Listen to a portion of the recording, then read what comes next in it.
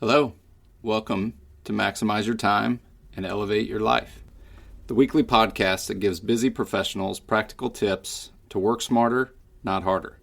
I'm your host, Blinn Bates, and each week we're going to explore simple strategies to help you take control of your calendar and create more margin in your life.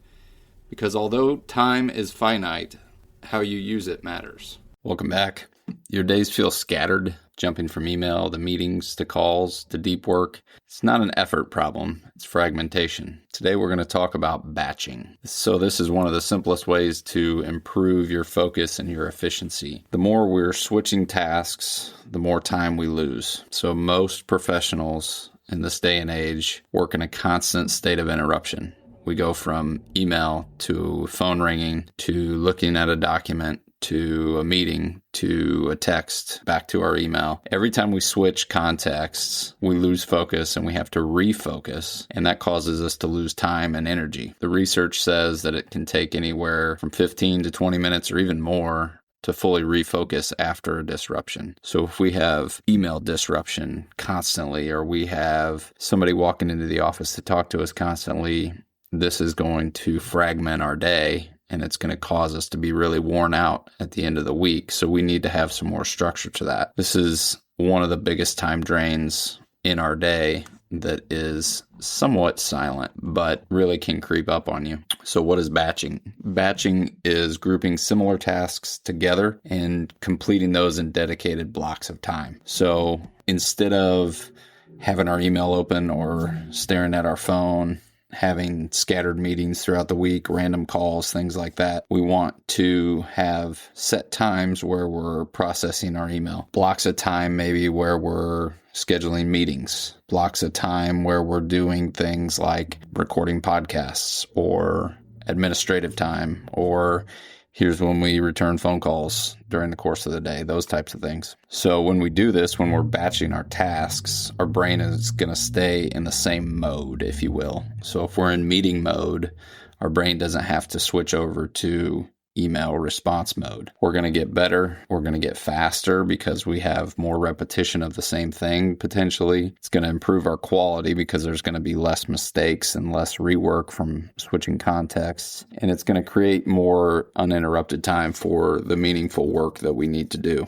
So once we have created this rhythm, our day becomes predictable and more controlled, and we feel more like we're actually accomplishing things. So this batching turns what is otherwise chaos into structure. This ties right into the perfect week plan that we talked about last week. And we can use this as themed days or themed time blocks during the course of the day to say, okay, these are the times I'm going to process my email. I'm going to do it at say 11 and 3. I'm going to give myself 30 minutes to do that. And those are the two times I'm going to have that program open to do that. Maybe we use that Pomodoro method we talked about during this batch. So a batch within a batch, and we're going to improve our focus during that time, but also not wear ourselves out too much. And then maybe we give ourselves some time to delegate tasks that we're not going to do at all, so that we can give them the thought that they need and the instruction that they need to get to the level that we need them to be done. This batching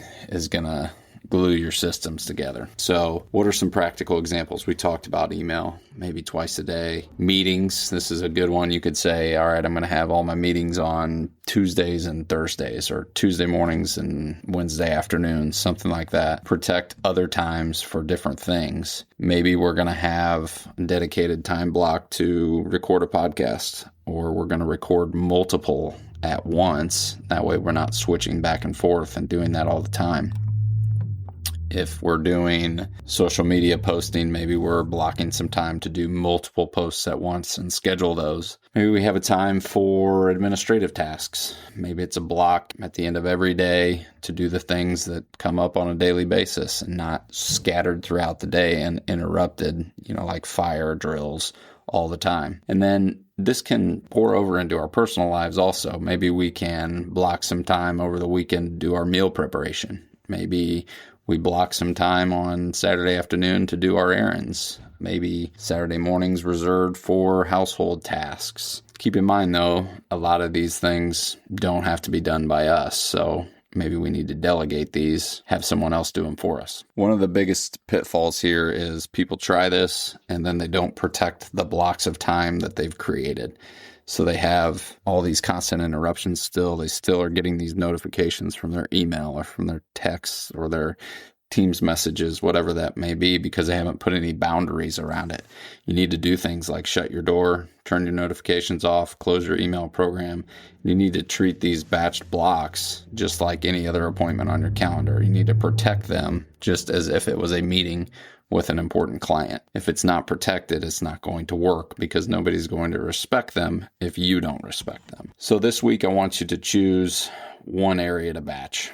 Could be email like we discussed, could be meetings, could be administration, phone calls, whatever it is. Pick one. Create a dedicated block for that activity, whether it's every day or one day a week, whatever it is, and protect it like it's your most important client appointment. After you've done that, see how you feel at the end of the day versus the normal approach. Do you feel like the day was less hectic? Do you feel like you accomplished more? Maybe it didn't work. Maybe you can just write me a note and say, Blinn, you're an idiot. I think it's going to help, though. This isn't about doing more. It's about doing things more efficiently and more intentionally and reducing the friction that we have in our lives to accomplish the tasks that we need to accomplish. So when we're reducing the switching and the context shifting, we're increasing our focus, and that's how we're going to maximize your time and elevate your life. Thanks for listening to Maximize Your Time, Elevate Your Life. If you enjoyed today's episode, subscribe and share it with someone who could use a little more time freedom. If you're ready to maximize your time, please navigate to our consulting page on my website, which is blinnbates.com, and submit the right fit evaluator to see if I can help you elevate your life. Remember, time is limited, but your potential isn't. I'll see you next week.